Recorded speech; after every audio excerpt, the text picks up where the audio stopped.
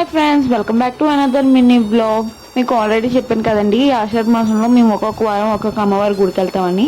ఈసారి మేము అనకాపల్లి ఎన్టీఆర్ మార్కెట్లో ఉన్న నాగంతల్లి గుడికి అయితే వెళ్ళాము.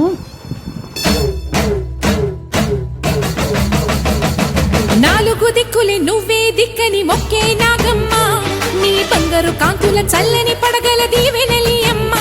అమ్మా నాలుగు దిక్కులే నువ్వే దిక్కని మొక్కే నాగమ్మ, నీ బంగారు కాంతుల చల్లని